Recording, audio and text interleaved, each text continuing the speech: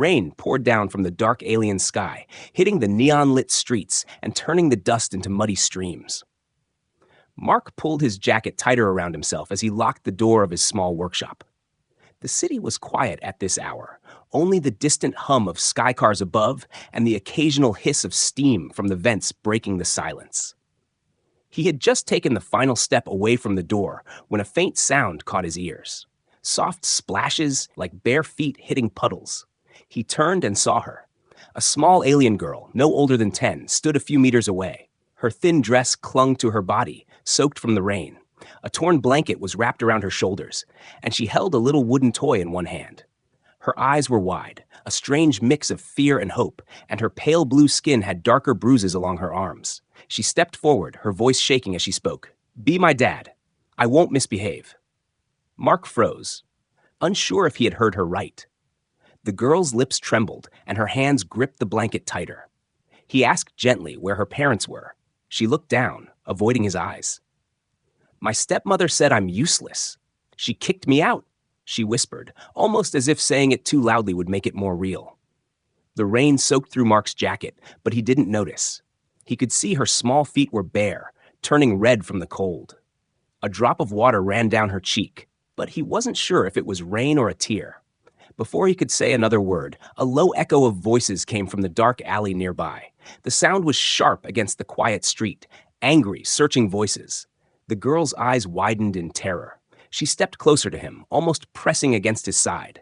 Her voice dropped to a desperate whisper. "Please, if they find me, I'll disappear forever." Mark glanced toward the alley.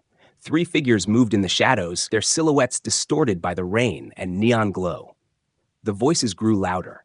One of them called out, "She can't have gone far! Search every corner!" Another voice was harsher, filled with impatience. "The buyer's waiting. If we lose her, you'll answer for it."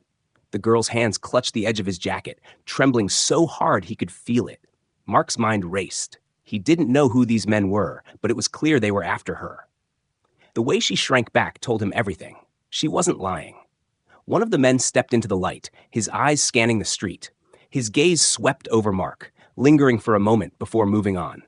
The man's long coat was patched with strange symbols, and a faint metallic glint showed beneath it, a weapon. Mark bent down slightly to the girl's level. "What's your name?" he asked quietly. She hesitated before answering. "Lyra." The name felt fragile on her lips, as if it might break if spoken too loudly. The men moved closer, boots splashing through the puddles. Lyra gripped Mark's arm tighter, her breath quick and uneven. He looked down at her again, then at the alley where the men were approaching. He had a choice: walk away and pretend he saw nothing, or take a step that might pull him into something dangerous.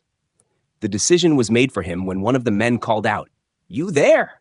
Have you seen a little alien girl? Blue skin, about this high?" He raised his hand to show the height, his eyes narrowing. Mark straightened his back, feeling the girl hide completely behind him. "No," he replied evenly. "Haven't seen anyone." The man's eyes narrowed further, but he didn't press. Instead, he exchanged a look with the others, and they moved past slowly, scanning every doorway and alley they passed. Mark didn't move until their voices faded into the distance. Lyra didn't relax. Her hands stayed gripping his jacket, like it was the only thing keeping her standing. He crouched again to meet her gaze. "You can't stay out here," he said. "It's not safe." Her head lowered, and she whispered, "Nowhere is safe for me."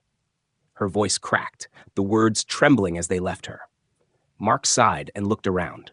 The street was empty again, but he could feel the danger lingering like the heavy smell of wet metal in the air. He opened the door to his workshop again and motioned for her to come inside. She hesitated, looking back at the alley as if expecting the men to reappear at any moment.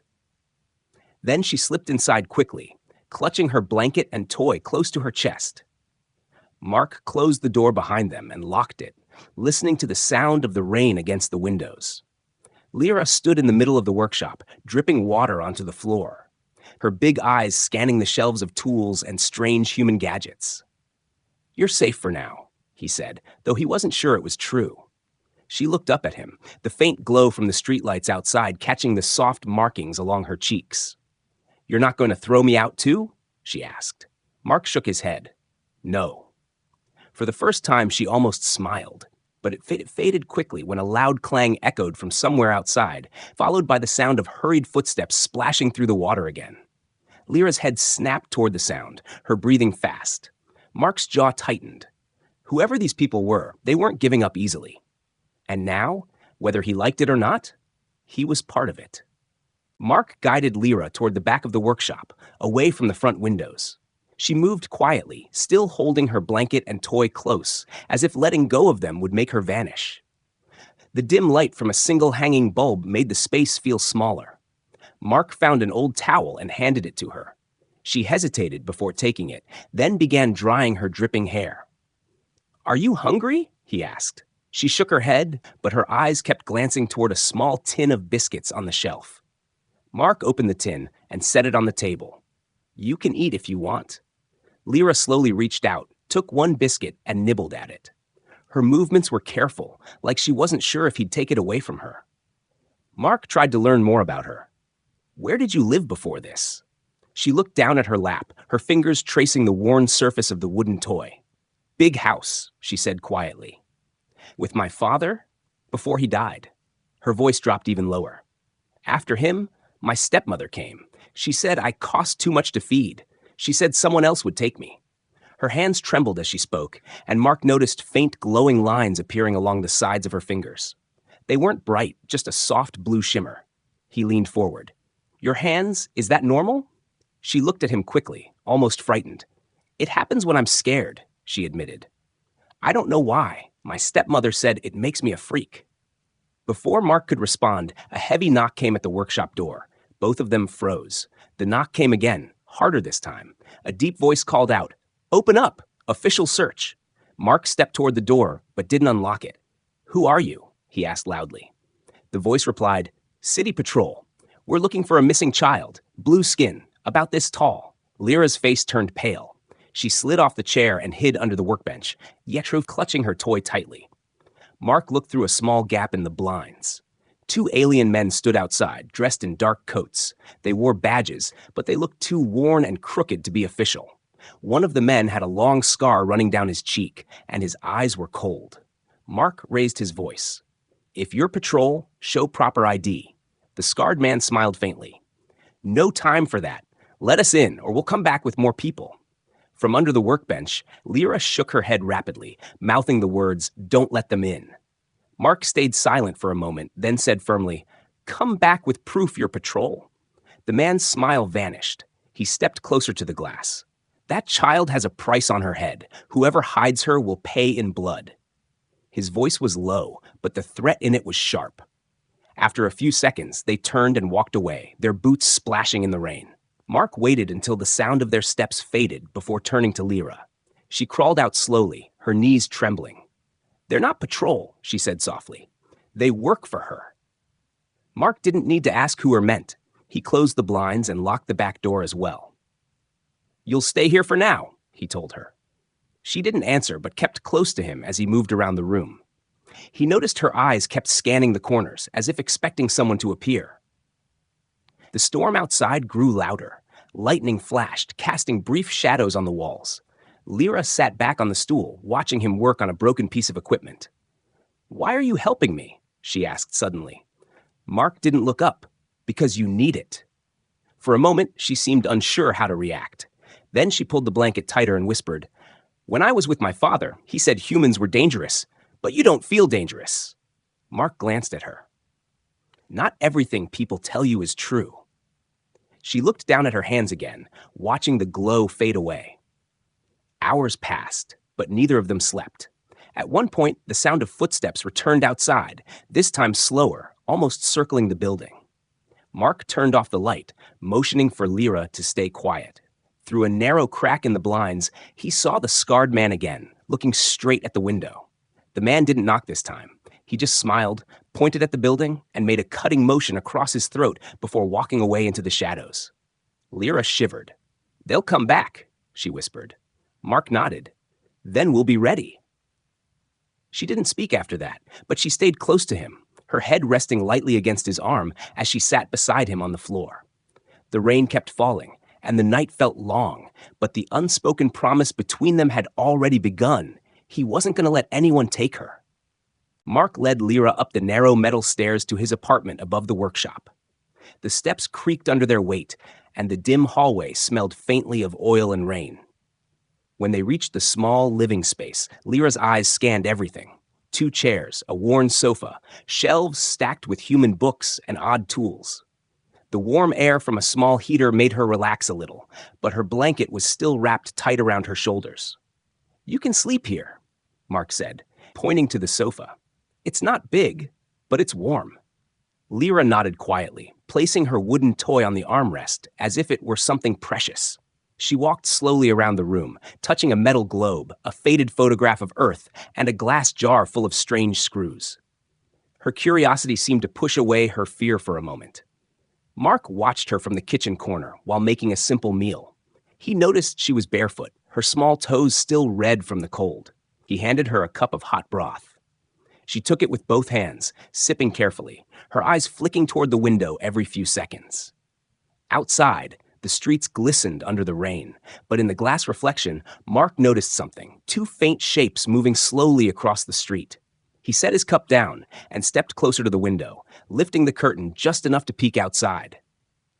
The shapes didn't walk past like normal pedestrians. They stopped, turned toward his building, and stood still. Mark's instincts tightened. Someone was watching. He let the curtain drop and glanced at Lyra, who was now holding her toy tightly again. "Is it them?" she asked in a small voice. Mark didn't answer directly. "Just stay away from the windows." Later, when the rain eased to a light drizzle, Lyra drifted off to sleep on the sofa, her knees pulled close to her chest. Mark sat at the table, his thoughts heavy. He kept listening for any sound outside. A sharp cry broke the silence. Lyra bolted upright, her eyes wide, breathing fast. "It was just a dream," Mark said softly, but she shook her head hard. "No, I saw her. My stepmother. She was talking to a tall man in a black coat. She said she sold me to someone from off-world." Her voice trembled as if the memory wasn't from sleep at all. Before Mark could respond, a faint click came from the window. His eyes darted toward it. A small red dot of light danced across the wall, just above Lyra's head. His instincts screamed. He grabbed her arm and pulled her down to the floor. The red dot moved, then vanished. Mark crawled to the window and peered through the side. A shadow was there, just beyond the edge of the streetlight. It stepped back and disappeared into the alley. Lyra clung to him, whispering, "They're here. They found me." Her hands were glowing faintly again, the blue marks running along her fingers. Mark knew the safe place he thought he had given her wasn't safe at all. Whoever was after her was patient, willing to wait, and close enough to aim a weapon into his home. He looked at the frightened girl beside him and realized something. If they were willing to attack here, they would never stop. And if he didn't act soon, the next time that red dot appeared, it wouldn't miss. Mark decided he needed answers. Keeping Lyra hidden without knowing why she was being hunted would only end with both of them trapped. Early in the morning, before the streets were busy, he told her to stay inside, lock the door, and not open it for anyone but him. She nodded, clutching her wooden toy, though her eyes showed she didn't want him to leave. He stepped into the misty streets, heading toward the lower part of the city where his old friend Joran lived. Joran was an alien merchant, older, with deep wrinkles and sharp eyes that always seemed to know more than he said. When Mark arrived, Joran was repairing a broken communicator. "I need information," Mark said without wasting time, "about a girl named Lyra." Joran's hand stopped moving. His gaze sharpened. "Where did you hear that name?" Mark's silence was answer enough. Joran leaned back, sighing. "Mark, if you have her, you're in danger. That girl's bloodline is royal. Her father was the last heir to a small but wealthy territory.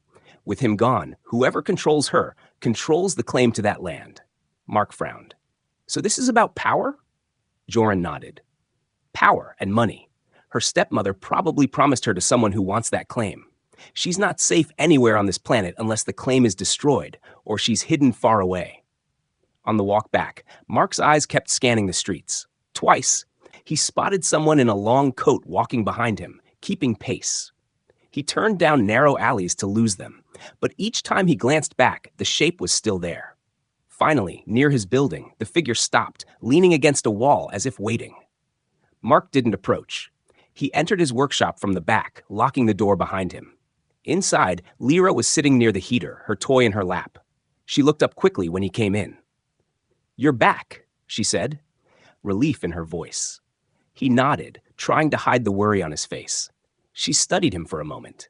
"Did you find out why they want me?" Mark hesitated, but decided she deserved the truth. "It's because of your father. You're the only one left in your family's bloodline. That makes you important to people who want your land." Her expression tightened, and she looked away. "So they don't care about me, just what I can give them." Mark crouched beside her. "I care about you, and I'm not letting them take you." For a few seconds, she didn't speak. Then, in a shy, almost unsure voice, she said, "Can I call you Dad? Just for tonight?" Something in her tone made Mark's chest ache. He nodded. "You can call me that as long as you want." That night, they tried to rest. The storm had passed, but the city felt heavy with silence. Mark sat in the armchair, his eyes half closed, when a soft metallic sound came from the front door. It was faint, like the click of a lock being tested. His eyes snapped open. He moved quietly, picking up a wrench from the table. The handle of the door turned slowly. Lyra sat up on the sofa, her eyes wide. Mark motioned for her to stay still. The door handle twisted again, more firmly this time, followed by a slow creak as if pressure was being applied. Mark stepped closer, every muscle tense. Whoever was on the other side was trying to come in without making noise. He reached for the lock, ready to slam the door shut if it opened, but then the sound stopped. Silence filled the room. Seconds later, faint footsteps moved away down the hall. Mark waited until they faded completely before looking at Lyra. Her hands were glowing again. "They're not going to stop, are they?" she whispered. Mark shook his head. "No, but neither am I." The night was heavy with silence, but Mark didn't trust it. He kept his tools close and stayed near the door. Lyra lay curled up on the sofa, her eyes half closed but still alert. The smell of rain drifted in from the cracked window. For a while, nothing happened. Then, without warning, the front window shattered inward, shards of glass scattering across the floor. Masked figures in dark clothing rushed inside, moving fast and without hesitation. Mark grabbed the nearest tool, a heavy wrench, and swung it at the first intruder. The man stumbled back, but another one lunged forward. Lyra screamed, clutching her toy and backing into the corner. Mark fought with quick, desperate movements, blocking a strike from a metal rod and countering with a hard hit to the attacker's shoulder. One of the masked men shoved past him and reached for Lyra. She ducked under the table, but the man bent down and grabbed her arm. Her glowing hands flared brighter, and she kicked wildly, but his grip was strong. Mark roared and charged at him, slamming the wrench into the man's side. The attacker grunted in pain and let go of Lyra. She crawled out, trembling, and Mark pushed her behind him. Another intruder came from the side, swinging a stun baton, but Mark caught his arm, twisted it, and sent him crashing into the wall. In the chaos, one masked figure broke away and ran toward the door.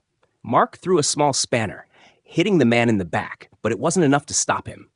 The intruder disappeared into the street, leaving the door wide open. Breathing hard, Mark locked the door again and kicked it shut. His hands shook from the fight, but he didn't let it show.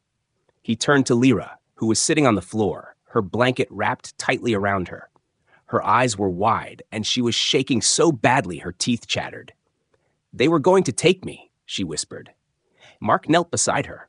"Not while I'm here." He tried to calm her, but he knew the truth. The one who escaped would bring more trouble. He began searching the room for any sign of what they had left behind, and that's when he found it.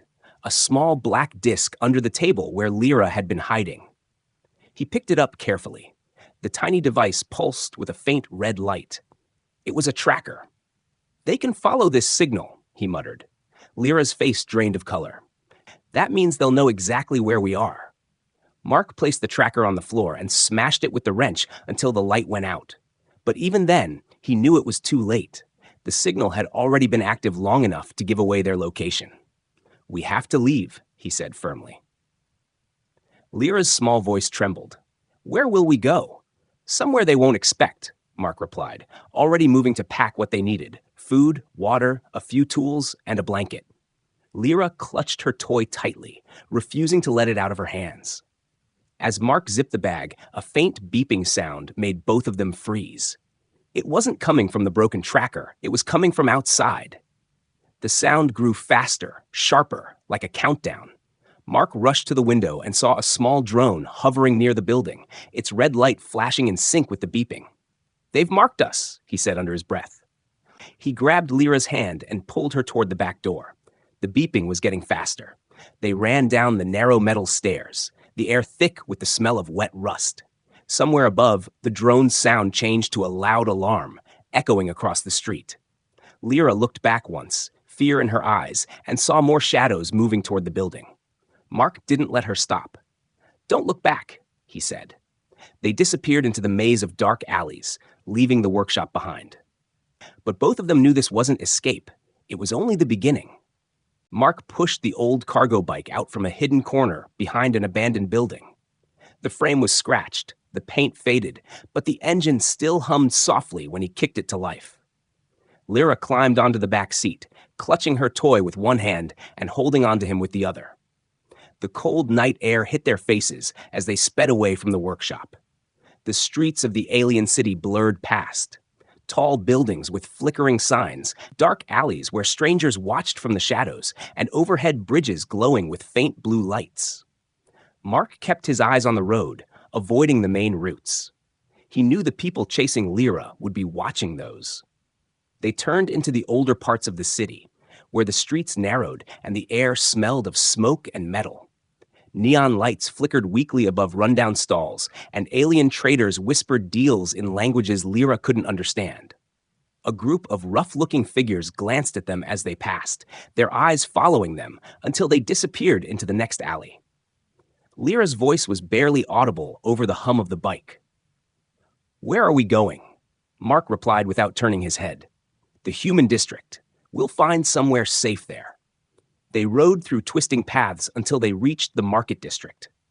It was late, but a few vendors were still selling strange goods, bottles of glowing liquid, weapons made from bone, and cages with small alien creatures that whimpered softly. One of the traders stepped forward, eyeing Lyra. "How much for the girl?" he asked in a low, eager tone. Mark's jaw tightened. "She's not for sale."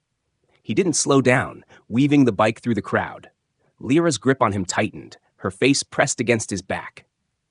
When they reached a quieter alley, Lyra suddenly whispered, "Stop." Mark slowed the bike and looked over his shoulder. She was pointing ahead. "There are people waiting around that corner," she said. Mark frowned. "You can see them?" Lyra shook her head. "Not see. Hear. They're whispering." Mark turned the bike sharply into another alley just before they reached the corner. As they passed, he caught sight of two armed men leaning against the wall, exactly where Lyra had said. He glanced back at her. She stared forward, her expression tense. "My hearing's better than yours," she murmured. They moved deeper into the city until the neon faded and the buildings grew older. Mark finally stopped in front of a rusted metal door with no sign. He knocked twice, paused, then knocked again. The door opened to reveal an older human woman with silver hair and a sharp gaze. She looked at Mark, then at Lyra. "You're bringing trouble, aren't you?" "Just for a little while," Mark said. The woman sighed but stepped aside, letting them in. The room inside was small but warm, with heavy curtains blocking the windows. Lyra sat on the edge of a couch while Mark explained they needed a safe place for the night. The woman agreed, but her expression was wary. "You know they'll search here too, Mark. They're offering a lot of credits for her." Mark glanced at Lyra, who was pretending not to listen. "Let them try," he said quietly. For a short while they rested. Lyra sipped warm tea, her shoulders finally relaxing. But the moment of peace didn't last. A faint blue glow lit up the wall near the door. Mark turned his head and saw a hologram flickering in the center of the room. It wasn't from their devices. It was being projected from outside. The image cleared, and Lyra's stepmother appeared, her expression cold and controlled. "A reward of 100,000 credits," she announced, "for the capture of the runaway girl Lyra, alive or dead." Her voice echoed in the small room. The older woman looked at Mark, her face pale. "That's more than most people make in years," she said. Lyra's hands began to glow faintly as she stared at the hologram. Mark stood between her and the door, his voice firm. "Nobody's touching her." Outside, faint footsteps could already be heard gathering in the street. Mark knew hiding would not work anymore. The reward was too high, and too many people were now looking for Lyra. He turned to her and spoke quietly. "We end this tonight." She looked confused, fear flashing in her eyes. "How?" He picked up his bag and checked the small recorder inside, "By making sure everyone hears the truth about your stepmother." They left through the back door of the safe house, slipping into the narrow alleys where the walls were wet and glistening from the earlier rain. Mark kept his steps quick but quiet, Lyra following closely. They passed shadowy figures who eyed them suspiciously but didn't interfere. Soon, the tall towers of the upper city loomed ahead, the place where the council held its meetings. Getting inside wasn't easy. Mark waited near a side entrance until two officials came out for a smoke. As they stepped away, he quickly pulled Lyra through the open door and into the dim hallway beyond. They moved silently, avoiding guards, and using service corridors until they reached the council chamber. The large doors were shut, but Mark could hear voices inside. He knelt beside Lyra and spoke softly. "You remember the things your stepmother said to you? The things she didn't want anyone else to know?" Lyra nodded slowly. "I recorded them when she yelled at me," she admitted. Mark smiled faintly. "Good, we're going to let the council hear it." They slipped into the chamber through a side door. The council members, both human and alien, were discussing trade matters. Mark didn't wait for permission. He stepped forward, placed the recorder on the main table, and pressed play. The room fell silent as Lyra's stepmother's voice filled the air. Her words were sharp and cruel. "You're worthless, Lyra. You'll be sold to someone who can actually use you. Your father's land will finally be mine." Gasps and murmurs spread through the chamber. The head counselor leaned forward, his expression hard. "Where did you get this?" Mark gestured toward Lyra. "From the girl herself. She's been hunted for weeks. Your so-called noblewoman is selling her like property." Before anyone could respond, the large doors burst open. Lyra's stepmother stormed in, flanked by two armed guards. Her eyes burned with rage. "That child is mine! She has no right to be here!" The head counselor slammed his hand on the table. "Silence! You've been caught in your own words." He turned to the guards. "Arrest her!" The stepmother's face twisted, but the guards obeyed, seizing her by the arms. She tried to shout over them, but her voice was drowned out by the noise in the chamber. Lyra stood frozen, watching as the woman was dragged away. When the room finally quieted, the counselor looked at Lyra. "You are under our protection now. No one will harm you." But when he mentioned placing her in a royal orphanage, Lyra's expression changed. She stepped closer to Mark and gripped his hand tightly. "I don't want to go there," she said, her voice small but steady. "Please, be my dad for real." Mark looked down at her. She had been through rain, fear, and danger, yet still held on to hope. He gave a slow nod. "All right, you're with me now, always." The counselor agreed to the adoption, sealing it with an official mark. As they left the building together, the city lights reflected in the wet streets. Lyra walked beside Mark, her toy still in her hand, but her steps lighter than before. Far across the street, a shadow watched them leave. A low voice whispered from the darkness, "The girl's story isn't over." Then the figure vanished into the night.